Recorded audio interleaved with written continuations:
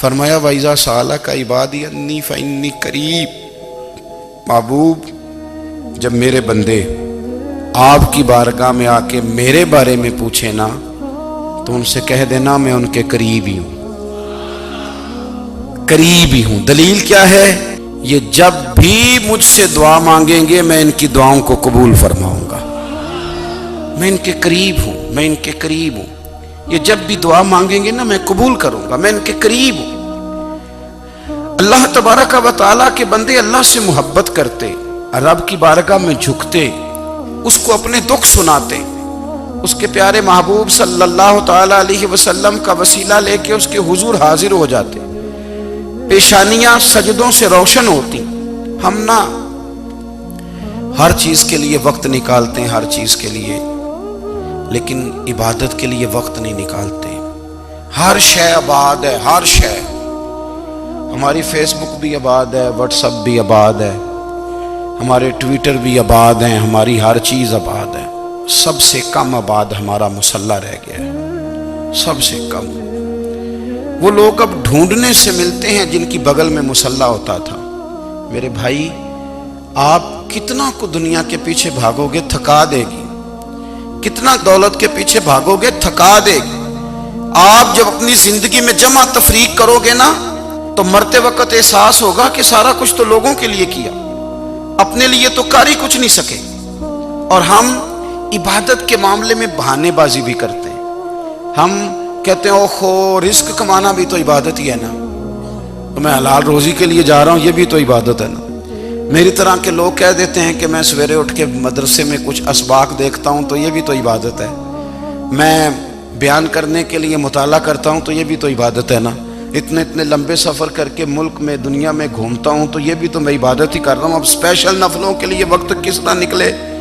Special کر کے تسبیح میں کیسے چلاؤں، میں سارا کچھ ہم بہانے بنا لیتے ہیں نا۔ میرا سوال یہ ہے کہ یہ ساری باتیں صحابہ کو، نبی کریم کو، دیگر لوگوں کو بھی تو پتہ تھی نا، لیکن آپ غور تو کریں 23 سال حضور کو وقت ملا، مختصر وقت ظاہراً تبلیغ کرنے کے لیے، پوری دنیا میں دین بھی پھیلانا ہے۔ گھر میں 11 ازواج ہے، 4 بیٹیاں ہیں، ان کی اولادیں، سارے کام کاج بھی دیکھنے، لیکن سیدہ طیبہ طاہرہ حضرت عائشہ صدیقہ رضی اللہ تعالیٰ عنہ فرماتی ہیں سارا دن تبلیغ کرتے، ہر غلام کے دکھ سنتے، گھر میں آتے تو اپنے گھر والوں کا خیال کرتے، کام میں ہمارا ہاتھ بٹاتے۔ قربان جاؤں، کہتی ہیں زمانہ سارا سو جاتا لیکن آمنہ کے لال مصلی بچھا لیتے۔ دنیا سو گئی، ساری سب سو گئے، جو خدام تھے، وہ جو غلام تھے وہ سو گئے۔ صحیح مسلم میں لفظ ملیں گے،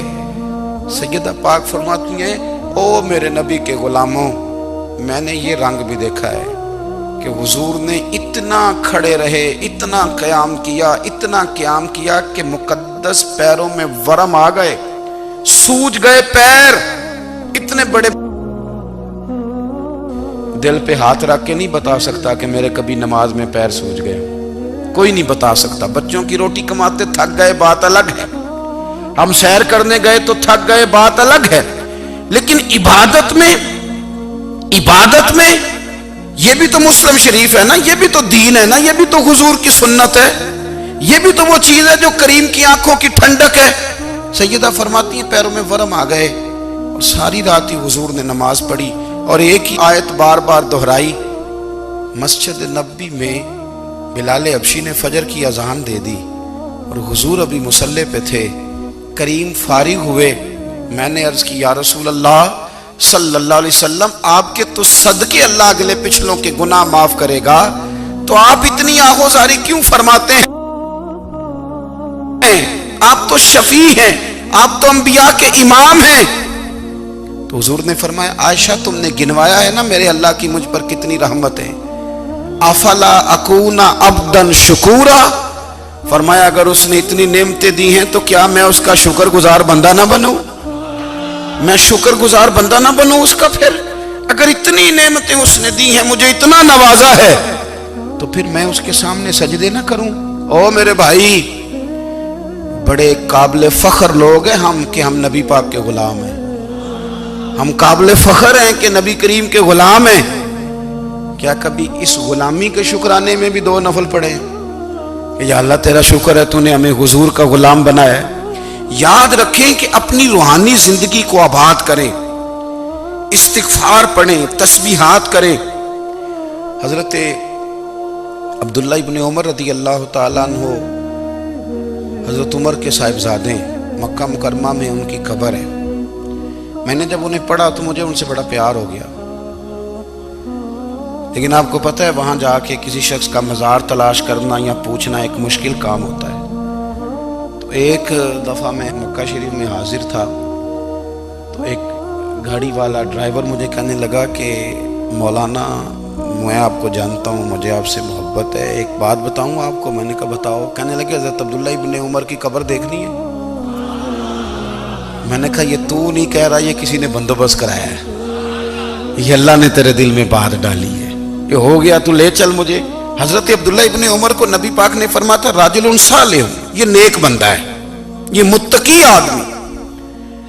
حضرت عبداللہ ابن عمر رضی اللہ تعالیٰ عنہ سیدنا فاروق اعظم رضی اللہ تعالیٰ عنہ کے صاحبزادے ہیں، اور ان کی ہمشیرہ سیدہ حفصہ رضی اللہ تعالیٰ عنہ حضور کی زوجہ محترمہ۔ ایک دن اپنی ہمشیرہ سے کہنے لگے کہ نبی کریم صلی اللہ تعالیٰ علیہ وسلم گھر میں آئے نا، اور اگر حضور غم امت میں پریشان نہ ہوں، طبیعت کو حشاش بشاش دیکھو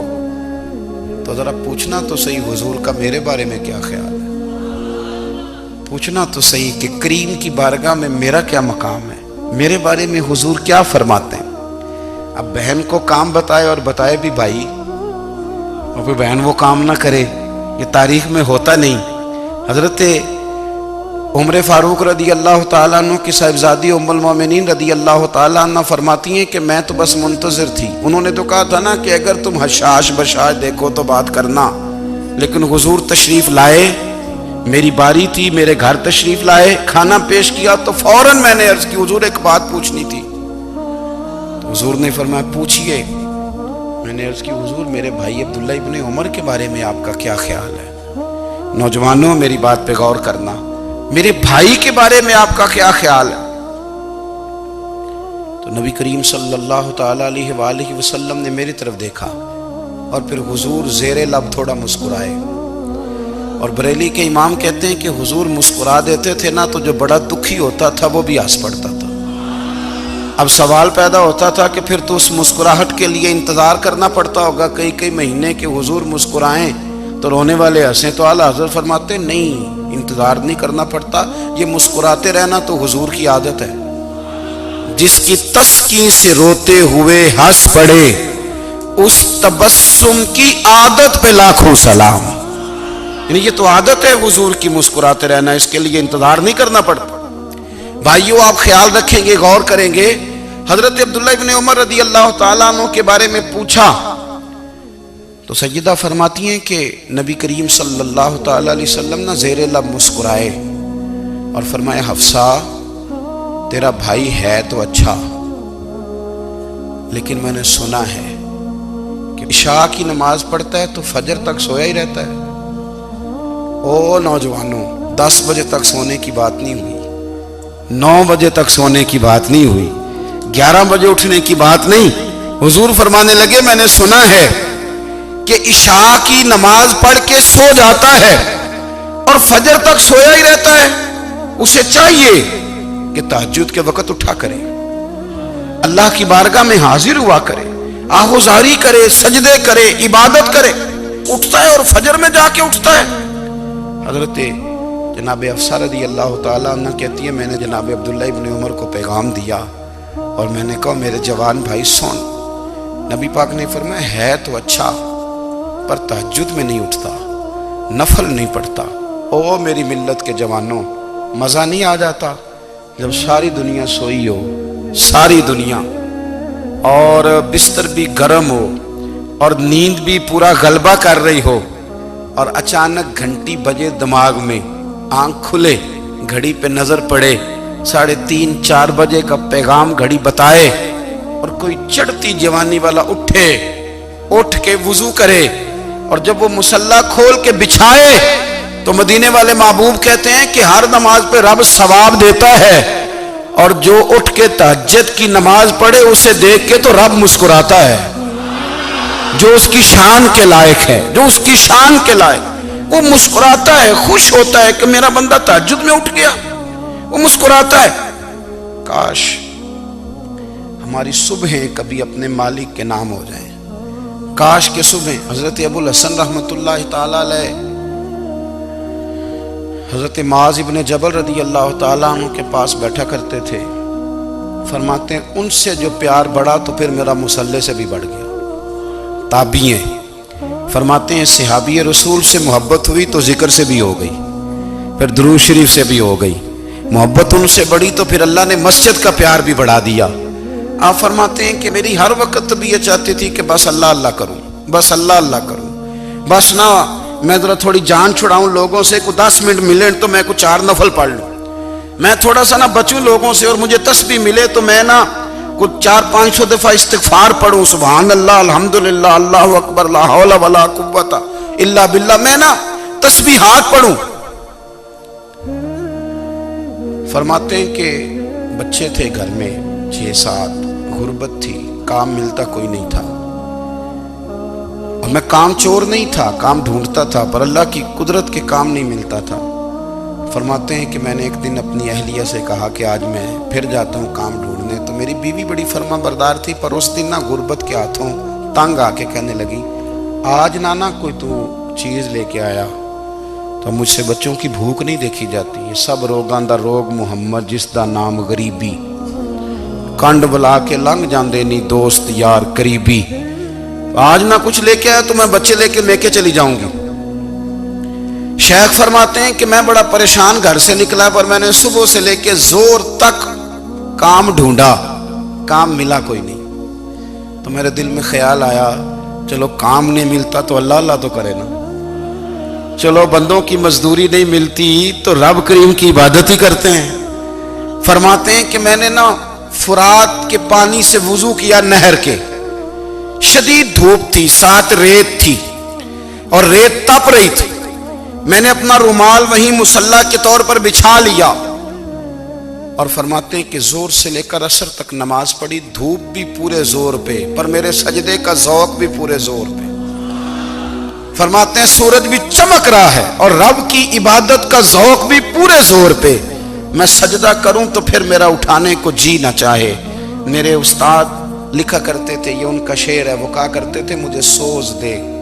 مجھے ساز دے، اور مجھے نیم شب کا نیاز دے، دم سجدہ خود کو میں توڑ دوں، مجھے ایسا ذوق نماز دے، اور میں تیری بہار کا پھول ہوں، میں کھلا بھی ہوں تو تیرے لیے، مجھے میری شاخ سے توڑ لے، مجھے اپنی زلف کا ناز دے۔ بھائی فرماتے ہیں کہ عصر تک میں نے نفل پڑھے، دل ڈھلنے لگا، عصر کی نماز پڑھی اور میں وہاں سے چلا۔ اب میں جب نکلنے لگا تو دل میں خیال آیا کہ چھوٹی چھوٹی دیواریں ہیں گھر کی، بغیر کچھ لیے جاؤں گا تو بیوی دور سے دیکھے گی تو شور کرے گی کہ پھر خالی ہاتھ آ گیا ہے۔ کہتے میں نے اپنے اسی رومال میں جس پہ میں نے نماز پڑھی تھی نا، رومال میں کی آخی دے پنجابی صافہ کہتے ہیں، اسی میں نا میں نے کچھ ریت بھر لی کہ وہ دور سے دیکھے گی تو سمجھے گی کچھ لے کے آیا ہے، چلو جا کے اسے بتا دوں گا کہ آج پھر مزدوری نہیں ملی۔ کہتے ہیں وہ ریت لے کر جب میں